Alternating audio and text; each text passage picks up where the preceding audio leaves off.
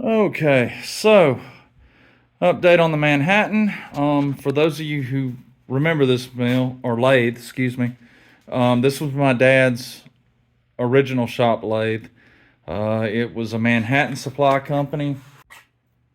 So Manhattan Supply Company, I believe they're out of business. I can't find anything on them. This was the model number 1136B. Was made in October of 1983. So, yeah, nice little lathe. It's done a good job. It holds a pretty decent tolerance. But we were turning some plastic on it, making some rubber block-off tabs, and went to hit the stop button. This was the original.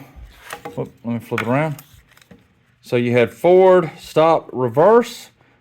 I liked this because you could not accidentally hit the reverse while it was in forward, and you couldn't hit the forward while it was in reverse because you had to go to stop before you could go in the other direction. So, but we were working on it and it started smoking, and you can see the charring in here. You can see where it's scarred up. These are the contacts. And you can see down in there, it's burnt pretty bad.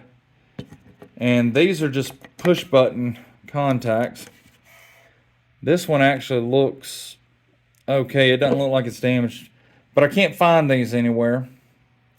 And so that's going away. It was right there.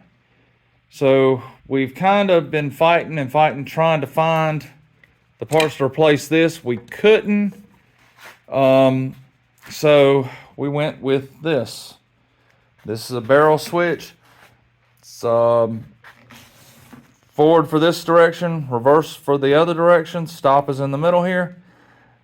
You know, it's not my favorite thing because you can accidentally bump these and start the lathe, or in some cases you can flip from reverse trying to go to stop and go all the way over. So it can cause some issues. The other thing with this is you see these, like, let me show you. Right here on my LeBlanc, you can see one right there. Well, this machine is a 3-phase 220 machine. This machine, however, is a single-phase 220 machine. Trying to find one of these for a single-phase 220 was a little difficult, and then finding someone who could help me get it wired up was even more difficult. You just don't see a lot of motors for single-phase 220 for whatever reason that seem to be set up in a machine shop for forward and reverse. So we finally got it done and got the motor. I had it checked out because I wanted to make sure we didn't burn it up. It's still good, which is great. We've got it wired up. And the best part.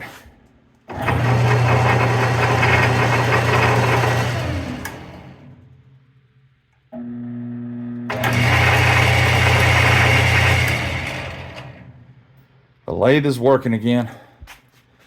So that is a huge, huge blessing.